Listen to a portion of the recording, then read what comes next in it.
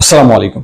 আপনারা ইতিমধ্যে অবহিত হয়েছেন যে সালতানাত অফ ওমান আমাদের প্রবাসী ভাই এবং বন্ধুদের জন্য একটি সাধারণ ক্ষমা অথবা গ্রেস পিরিয়ড ঘোষণা করেছে। আমাদের আজকের আলোচনার বিষয় এই সাধারণ ক্ষমা অথবা গ্রেস পিরিয়ড।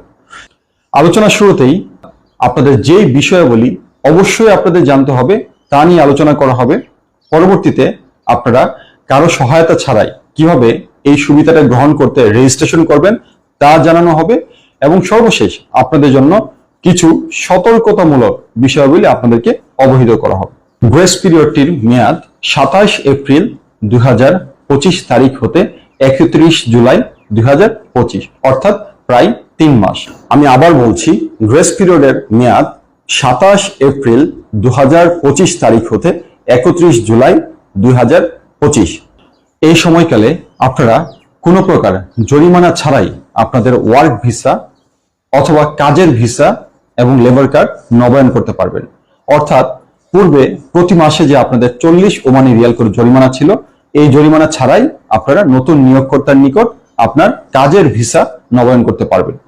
নিয়োগকর্তা যাদেরকে ব্লক করেছে তারা ব্লক না ওঠানো পর্যন্ত কাজের এই ভিসা নবায়ন করতে পারবেন না, কিন্তু আপনারা ইচ্ছা করলে বাংলাদেশে প্রত্যাবর্তন করতে পারবেন। এখন যাদেরকে ব্লক করেছে তারা কোনো প্রকার দালাল এবং মধ্যস্বত্বভোগীদের দ্বারা প্রতারিত হবেন না। ব্লক উঠানোর নিয়ম হচ্ছে আপনি আপনার নিকটস্থ যে সনদ অফিসে গিয়ে একটি আপিল করবেন। আপিল করা হলে আপনাকে সংশ্লিষ্ট লেবার কোর্ট আপনাকে এবং আপনার নিয়োগকর্তাকে একটা নির্দিষ্ট তারিখ এবং সময় ডাকবে। যদি আপনার আপিল গ্রহণযোগ্য হয় তাহলে তারা আপনাকে নতুন ভিসা নবায়ন করার জন্য একটা পারমিশন দিয়ে দিবে, তাতেই আপনি ভিসা নবায়ন করতে পারবেন।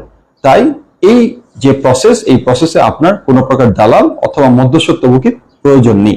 একই সাথে নিয়োগকর্তা যাদেরকে ক্যান্সেল করেছে কিন্তু আপনি বর্তমানে ওমানে অবস্থান করছেন, তারাও কিন্তু ভিসা নবায়ন করতে পারবেন না, কিন্তু আপনি বাংলাদেশে প্রত্যাবর্তন করতে পারবেন।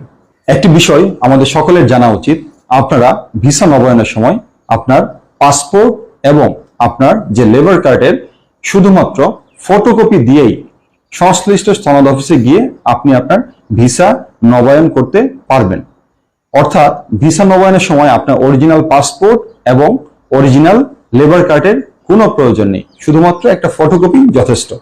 যারা বর্তমানে ফ্যামিলি ভিসা অথবা ভিজিট ভিসায় অবস্থান করছেন তাদের জন্য জরিমানা ছাড়া কাজের ভিসায় রূপান্তরের সুযোগটি থাকছে না, কিন্তু যারা ফ্যামিলি এবং ভিজিট ভিসায় অবস্থানকারী লোকজন আপনারা ইচ্ছা করলে জরিমানা ছাড়াই বাংলাদেশে প্রত্যাবর্তন করতে পারবেন। এই রেজিস্ট্রেশন পদ্ধতিটি খুবই সহজ। আপনি কারো সহায়তা ছাড়াই আপনার ব্যক্তিগত মোবাইল হতে আপনি নিজেই আপনার রেজিস্ট্রেশনটি সম্পন্ন করতে পারবেন। এখন কাদের এই রেজিস্ট্রেশন সম্পন্ন করতে হবে?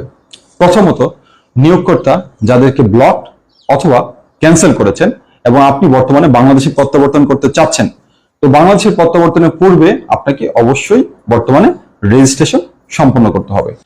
যারা বর্তমানে ফ্যামিলি এবং ভিজিট ভিসায় ভিসা এক্সপায়ার্ড হিসাবে অবস্থান করছেন তাদেরও বাংলাদেশে প্রত্যাবর্তনের পূর্বে রেজিস্ট্রেশন সম্পন্ন করতে হবে। যারা কাজের ভিসা নবায়নের পরিকল্পনা করছেন তারা ভুলক্রমেও এই রেজিস্ট্রেশনটি করবেন না। আপনার রেজিস্ট্রেশন সম্পন্ন হলে আপনি আর কাজের ভিসায় পরিবর্তন অথবা নবায়ন করতে পারবেন না। যে ওয়েবসাইট হতে আপনার রেজিস্ট্রেশনটি সম্পন্ন করতে হবে সেই ওয়েবসাইটের লিঙ্কটি আমি কমেন্ট বক্সে দিয়ে দিব। আপনি শুধুমাত্র 2 মিনিট সময় ব্যয় করে আপনার ব্যক্তিগত মোবাইল হতে আপনি খুব সহজেই কারো সহায়তা ছাড়াই আপনার রেজিস্ট্রেশনটি সম্পন্ন করতে পারবেন। আমাদের পরবর্তী ভিডিওতে এই রেজিস্ট্রেশনের প্রতিটা স্টেপ আমি আপনাদের দেখিয়ে দিব। আপনার রেজিস্ট্রেশন সম্পন্ন হওয়ার পর আপনার অ্যাপ্লিকেশন স্ট্যাটাস যখন অ্যাপ্রুভ দেখাবে, আপনার ওই অ্যাপ্রুভ একটা কপি প্রিন্ট দিয়ে শুধুমাত্র যাদের অরিজিনাল পাসপোর্ট সাথে নেই তারা দূতাবাসে আসবেন। যারা অরিজিনাল পাসপোর্ট সাথে নেই, দূতাবাস শুধুমাত্র তাদেরকে ট্রাভেল পারমিট ইস্যু করবে এবং আপনার এই ট্রাভেল পারমিট দিয়ে আপনি নিজের টিকিট কেটে বাংলাদেশে চলে যেতে পারবেন। যদি আপনার পাসপোর্ট থাকে নতুন অথবা পুরাতন, আমি আবার বলছি, যদি আপনার পাসপোর্ট থাকে নতুন পাসপোর্ট অথবা পুরাতন পাসপোর্ট, তবে আপনার দূতাবাসে আসার কোনো প্রয়োজন নেই।